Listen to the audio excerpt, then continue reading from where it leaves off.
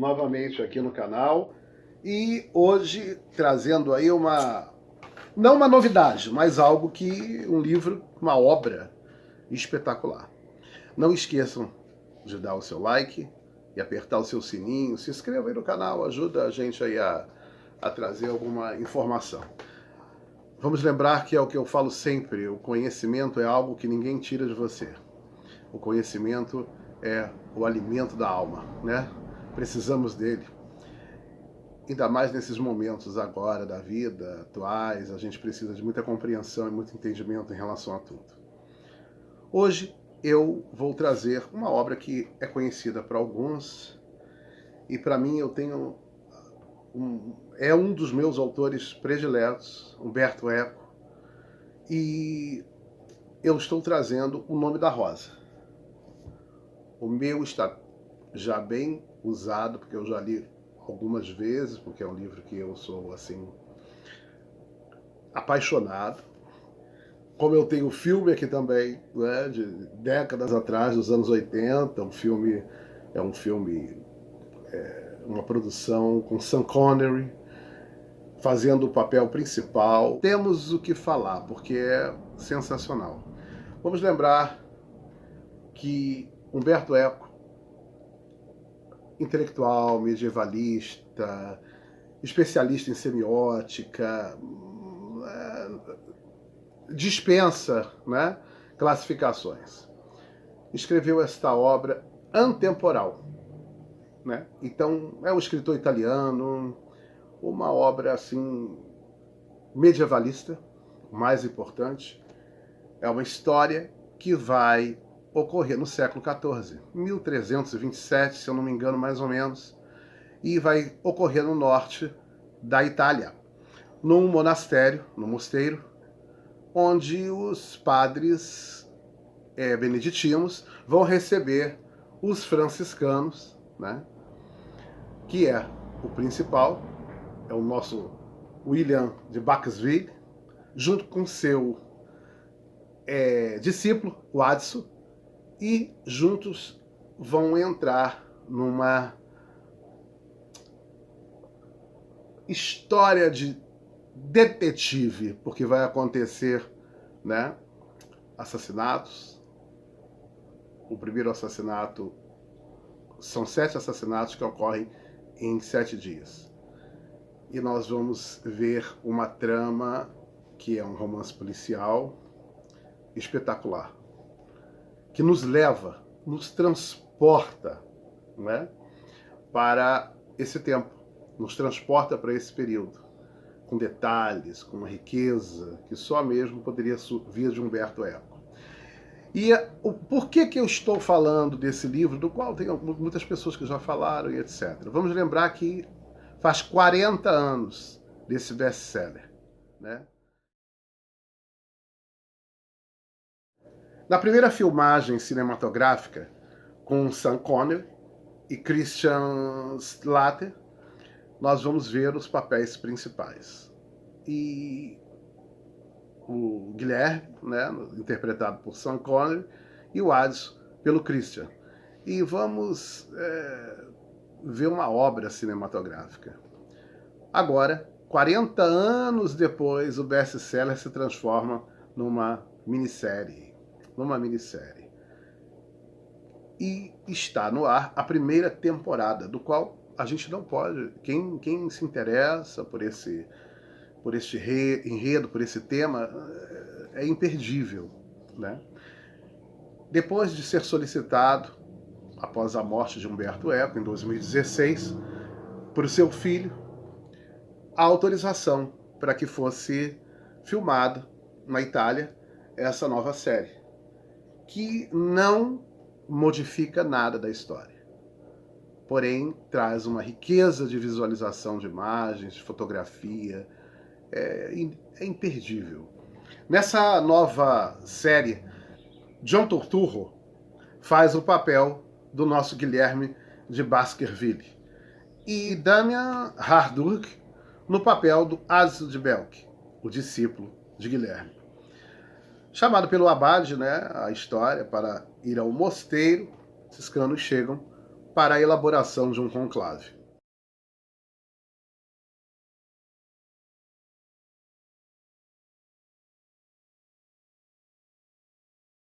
As palavras de Guilherme vão atingir tanto a Adso, tanto dentro do seu interior, que essas palavras vão transformá-lo. Ele vai levar mais mais palpável as palavras de Guilherme do que de seu próprio pai. É importante lembrar o momento em que, tanto na série quanto no filme, na obra literária, o que motivou Baskerville, o nosso Guilherme, foi exatamente a São Francisco de Assis, né? São Francisco vem ser uma inspiração, porque a gente vai entender que antes ele era também um inquisidor. A série vai ter o diálogo em que vai mostrar exatamente ele abandonando esse lado da Inquisição para, como é que nós vamos dizer, questões mais nobres, né? Que seria a trajetória franciscana. Nesse contexto, nós vamos ver um conflito, né, entre os dominicanos e os franciscanos. Porque nós vamos ver o Papa contra os franciscanos e o imperador contra o Papa. É o momento da história em que a disputa vai colocar a risco a irmandade, a união da igreja. E um fato importante nesse momento é que nós vamos ver que o futuro líder do Império Sacro Romano, Luís XV, declara uma separação entre política e religião.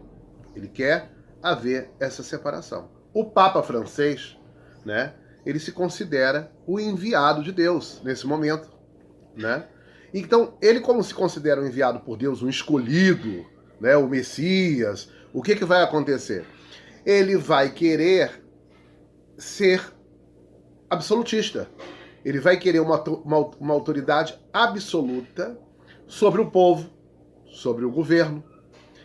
E os seus exércitos se consolidam na Itália, ali naquela situação toda. Então esse vai ser a esfera do tempo e espaço da obra de Umberto Eco. Então é um momento de conflitos e depois a gente vai ver para frente, não na história, mas nós vamos ver para frente, depois em pesquisas, aí o Lutero depois, que vai vir na forma do protestante. Então é um momento, tempo e espaço muito interessante para a gente poder entender e compreender a vida nesse momento, né, na Idade Média. Nós vamos poder procurar outros autores, assim, quem quiser se aprofundar, como Jacques Legoff, né? Eu, particularmente, adoro São Luís, é um livro fantástico, esse tempo, né, medievalista. É importantíssimo a gente entender, porque a gente vê hoje determinadas pessoas que também ainda se mantêm, né, dentro de um foco de pensamento não crítico, fechado, né? Então a gente vai só cada um em particular vai coincidir, vai ver muitas etapas e coisas que talvez a gente consiga ver a nossa atualidade também. Não podemos esquecer que o Adso, o pupilo, ele é o narrador da história. É ele quem narra, é ele quem conta a história. Monge franciscano sendo pelo imperador. Enquanto do outro lado, o Gui, né, Bernard Gui, vai ser escolhido pelo Papa. Porque na série tem uma coisa muito interessante, que é uma imagem, um crucifixo, uma imagem, né, de Cristo com uma bolsa, né, Cristo crucificado com uma bolsa aqui do lado. Então isso aí vem significar que Cristo não gostava da pobreza, que não seria pobre. Então vem todo um discurso de pobreza também dentro de ser da história, né? E os franciscanos são exatamente a luta contra isso, porque eles querem viver como Cristo viveu na simplicidade, enquanto outros querem luxo, querem manter os dízimos, a riqueza da igreja, o Papa a autoridade suprema. E os franciscanos, eles nesse momento simbolizavam o quê? Eles simbolizavam uma desestrutura da igreja, porque eles queriam ser humildes e simples, assim como eles queriam seguir a Jesus. Voltando a explicar esse debate também muito interessante, é o riso. Se Cristo riu, se Cristo não riu. Isso é muito, assim, a gente vai ver como que se raciocinava, né? Porque quem ri não tem medo. Quem ri não tem medo. Se tem medo, você não ri.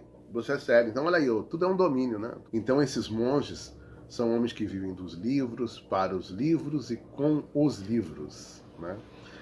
Então é onde a gente diz, o ponto central desta obra ali é a biblioteca, né?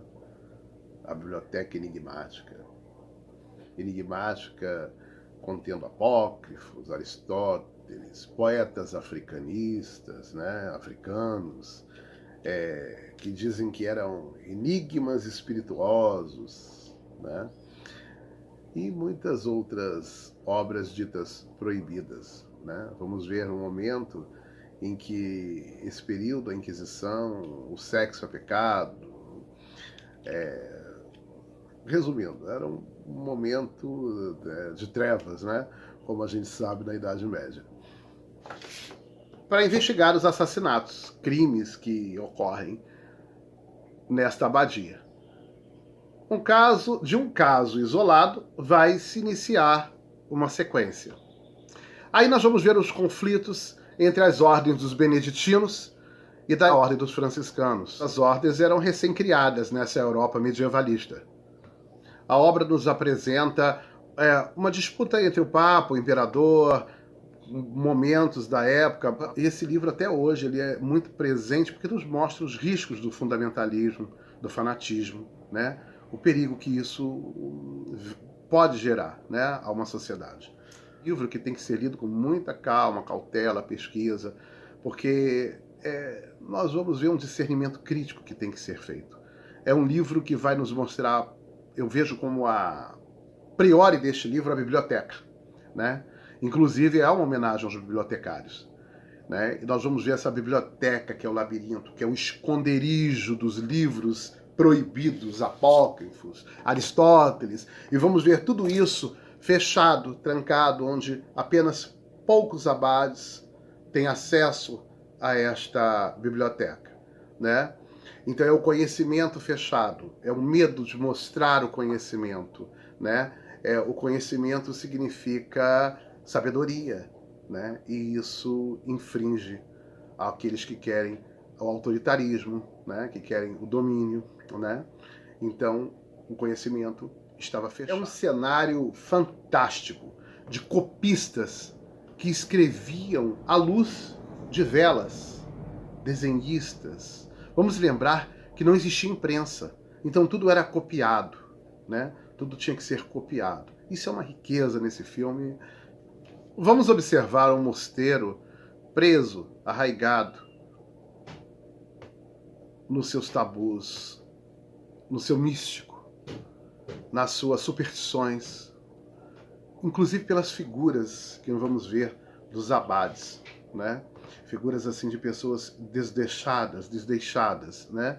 Exatamente, que mostra todo esse processo. Enquanto o nosso Guilherme, o nosso protagonista, ele é um renascentista, ele é um humanista, um intelectual, ele é um observador científico, um intelectual que corta, ele vê os fatos, ele recorta essa coisa de superstição, de misticismo, tudo isso que é criado, né, num ar, né, num ar de mistérios.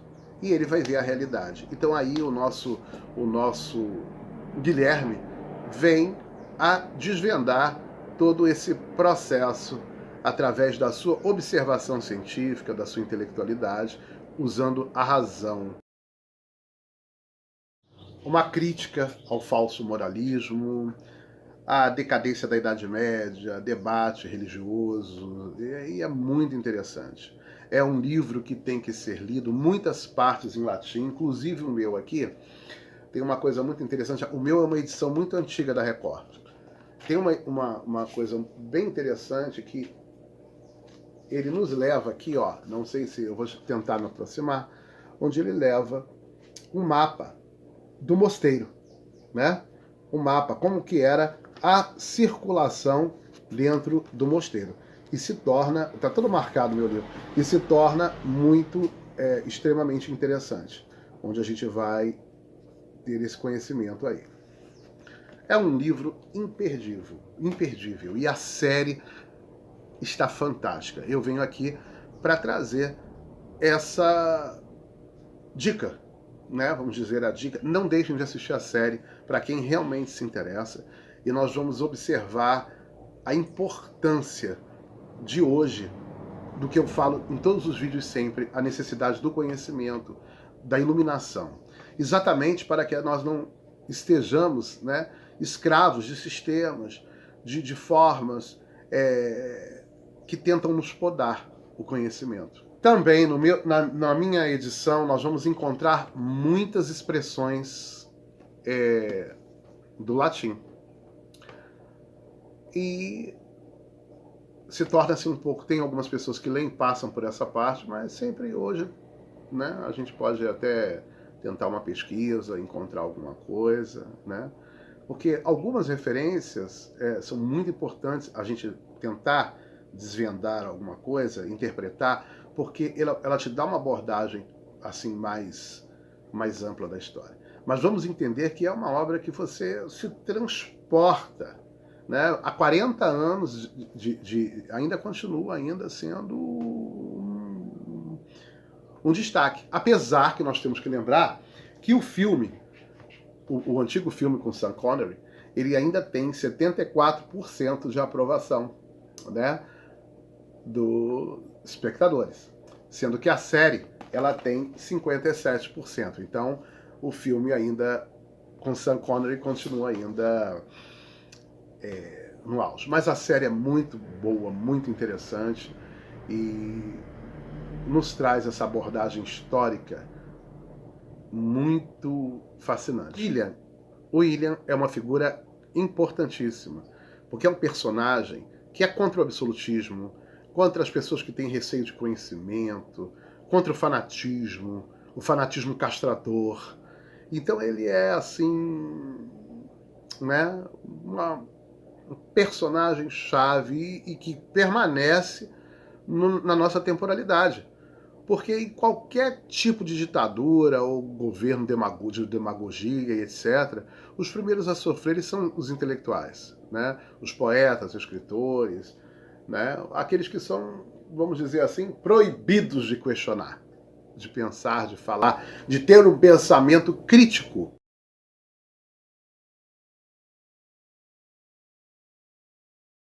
A biblioteca, ela é um reservatório de conhecimento, né? Ela é o infinito poder das palavras. Porque quando você aprende, você lê, você estuda, você tem conhecimento, você tem palavra, você tem argumentação, né? E isso te dá empoderamento de debate, o que é importante, né? Porque nós temos que ter debates, temos que ter pensamentos do qual possamos sentar, debater, questionar. Questionar de forma educada, responsável, né? Com respeito à opinião do outro. E isso é muito importante. E nós não podemos permitir que isso se dissolva, né? Não existe um pensamento. O Nome da Rosa é uma prazerosa leitura. Complexa. Não é fácil de entendimento. A nova série teve uma produção de cerca de 30 milhões de dólares em investimentos. Cenários deslumbrantes, fotografia só assistindo. Palavras não dão para mostrar. Muito bem feito, muito bem elaborado, um elenco de primeiro, top de linha, vale a pena assistir. No final, vamos lembrar que somente as palavras ultrapassam o tempo.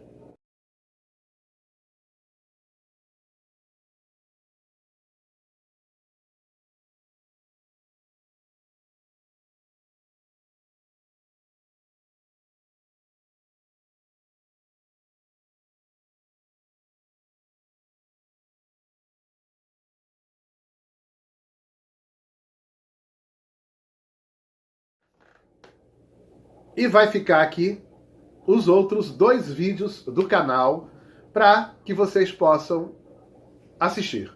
Não esqueçam de compartilhar e dar o seu joinha e até semana que vem. Muita paz para todos nós.